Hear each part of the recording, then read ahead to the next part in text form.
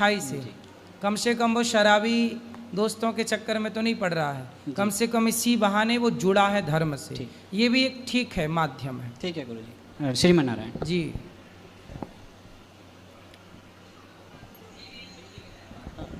गुरुजी राधे राधे।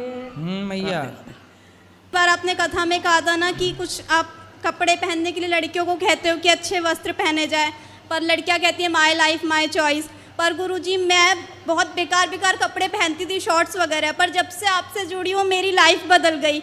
मैं मतलब अब सारी बातें सही हैं, किया हुआ हमारे को भोगना है, चाहे यहीं भोगो चाहे वहाँ भोगो। ऐसा है कि छोटी मोटी बीमारी हो जाती है ना तो आपके पड़ोस का डॉक्टर ठीक कर देता है, पर बीमारी ज़्यादा गहरी बड़ी हो गई तो बड़े हॉस्पिटल में रेफ़र करना पड़ता है। उसी प्रकार छोटा मोटा पापी है तो यहीं भोगता है, उसे शारीरिक कष्ट होता है, मानसिक कष्ट होता है, ये छोटा मोटा पाप यहीं भोग लेता है। पर जो वीआईपी पापी हैं वो सीधा नरक ट्रांसफ़र हो जाते हैं और नरकों में जाकर के वहाँ फिर खूब कष्ट भोगते हैं। 28 प्रकार के नरक होते हैं, उन नरकों में जैसा पाप वैसा दंड। और दूसरा सवाल है मेरा गुरुजी कि हम लोग भगवत गीता पढ़ी, मैंने 2-3 बार पढ़ी, लेकिन मुझे समझ में नहीं आई और फिर बाद में समझाने के लिए कोई होता नहीं है, तो उससे भगवत गीता पढ़ने के लिए जो नियम है वो मुझे बताइए। बेटा गीता जल्दी से समझ में नहीं आती, विषय थोड़ा कठिन है, पर पढ़ते रहो पढ़ते रहो। जो चीज़ आज समझ में नहीं आ रही है वो लगे रहने से कल ज़रूर समझ में आ गई, और जो नहीं समझ में आ रहा है उसी को समझना चाहिए। सरल विषय तो है ही, पर गीता थोड़ा सा कठिन है। पर क्या समझ में नहीं आया उसमें ये बताओ, हम बताते हैं आपको। श्लोक और गीता हिंदी में भी है लेकिन वो एकदम शुद्ध हिंदी है, तो उसमें भी वही समझ में। सुनो, आप टीका खरीदना, भगवद गीता की टीका आती है गीता प्रेस की, संजीवनी साधक संजीवनी करके भी एक गीता प्रेस की टीका है। टीका मतलब एक श्लोक की पूरी 2-2, 4-4 पन्ने की व्याख्या है, तो वो बहुत सरल होती है, वो हर प्रश्न का उत्तर देती है और समझाने के लिए बढ़िया है। इतनी मोटी आती है वो, तो आप उसको खरीद लेना। एक एक श्लोक का अर्थ 4-4, 10-10 पन्ने में है उसका, तो वो लेना आपके लिए सही रहेगा। अपने तरफ मतलब थोड़ा भी ध्यान में कुछ मांगती नहीं है, लेकिन नहीं तो वो अपनी सास की सेवा करती है। सास नहीं है उनके पास में, उसके सास में मुंबई में रहते हैं, वो सूरत में रहते हैं। घर दे दिया ना सूरत में, तो वो सूरत में रहते हैं। अच्छा, तो लड़की मतलब घर लेके आपको भूल गई? हाँ भूल गए, तो क्या करना चाहिए? मतलब मैंने बात करना चाहिए, तो मैं कभी कभी भी तो घर ले लो वापस, फिर याद करेगी आपको।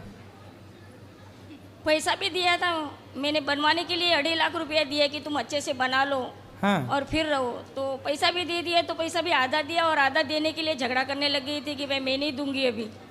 बेटी झगड़ा करने लग गई? हाँ, कि मैं अभी नहीं तो दूंगी। आपको क्या समझ में आया कि बेटी आपकी सगी है कि पैसे की सगी है? हाँ, तो पैसे की सगी है। फिर तो आप भगवान की सगी हो जाओ, बेटी के चक्कर में काहे पड़ी हो? तो राम राम जपो, भगवान का भजन। वही पूछ रही हूँ मैं कि मैं क्या करना चाहिए, छोड़ देना चाहिए? क्या करना चाहिए? सुनो, हाँ। बेटी बेटी क्या करती हो, बेटी तेरी एक दिन घर लेके भाग जाएगी।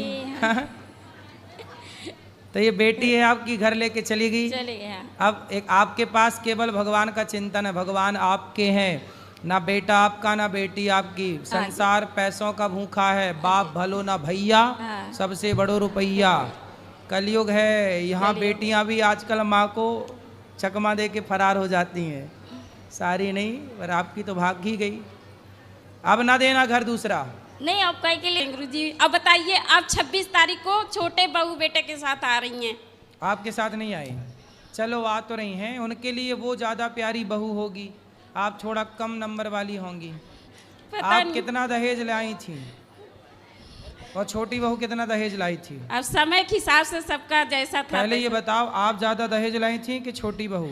अब समय के हिसाब से छोटी वाली ज्यादा लाई थी। हाँ, इसलिए सास ससुर उसके पीछे घूम रहे हैं। फिर सास ससुर तो पैसे वाले सब, आजकल कहाँ कोई रिश्ता विश्ता, तो गुरुजी बहू कोई मतलब नहीं, पैसा आजकल सब। तो गुरुजी पैसा ही थोड़ो ना सब कुछ होता है। ये तुम अपने सास ससुर को समझाओ। और लोग नॉन वेज भी खाते हैं, वो हैं? नॉन वेज भी खाते हैं। अच्छा है तुम्हारे पीछे नहीं पड़े बहू छोटी वाली के चक्कर हम- में। ठीक है। नॉनवेज खाते हैं ना इसलिए। गुरुजी आज चले जाएंगे, 11 बजे की ट्रेन है, आशीर्वाद दीजिए। आशीर्वाद है, आशीर्वाद। राधे राधे। खुश रहिए। राधे राधे गुरुजी। जी। मेरा छोटा सा भजन है। आपका? गौरी गोपाल दरबार की जय, जय गुरु महाराज की जय, जय। बंसी वाले की जय। बंसी वाले ये क्या हो रहा है, बंसी वाले ये क्या हो रहा है, पाप हंसता धर्म रो रहा है, पाप हंसता धर्म रो रहा है। कोई समझे ना माता पिता को, कोई समझे ना भाई बहन को, रिश्ता नाता खत्म हो रहा है, पाप हंसता धर्म रो रहा है। हाँ बंसी वाले ये क्या हो रहा है, पाप हंसता धर्म रो रहा है। कोई समझे ना भगवान क्या है, कोई समझे ना इंसान क्या है। अब तो ईमान बिकने लगा है, अब तो ईमान बिकने लगा है, पाप हंसता धर्म रो रहा है। बंसी वाले ये क्या हो रहा है, पाप हंसता धर्म रो रहा है। बोलिए राधे राधे। बहुत बढ़िया, सुंदर, बहुत अच्छा भजन गाया आपने। राधे राधे गुरुजी। जी। मैं हरदोई से हूँ। मेरे दो प्रश्न हैं। जैसे बांके बिहारी मंदिर जाते हैं, मतलब कोई भी मंदिर जाते हैं तो वहाँ मतलब प्रसादी मिल जाता है, जैसे तुलसी माला मिल गया या फूल माला वैसा, तो उसका हम क्या करें? घर ले जाओ, संभाल के रख दो। कभी भी आपको भगवान की याद आए तो माला देख लो, वो माला देखते ही आपको बिहारी जी का दर्शन हो जाएगा उस माला में कि ये वहाँ की माला है, तो एक यादें जुड़ जाती हैं जी तो उसमें भगवान की याद बनी रहेगी। अच्छी है। जी। मैं हर महीने आता हूँ वृंदावन, तो मतलब जो गांव के लोग हैं या रिश्तेदार हैं मतलब बोल देते हैं कुछ ना कुछ लाने के लिए, जैसे मैं ज़्यादातर लड्डू गोपाल के लिए बोलते हैं, तो मैं मतलब दे देता हूँ लड्डू गोपाल ले जाके। तो बाई चांस वो पूजा ना करे या मतलब सही से, तो हमको तो दोष नहीं लगेगा? आपका दोष नहीं, आपसे मांगा आपने, आप तो पुण्य कर रहे हैं। अच्छा। और तीसरा सवाल है गुरुजी, जैसे हम लोगों में शादी होता है तो जो गेट पे आते बहू लड़का, तो उसके बाद में मतलब बलि लगती है। किसकी? भेड़ मतलब बकरा नहीं, उसकी भेड़। खुश रहिए।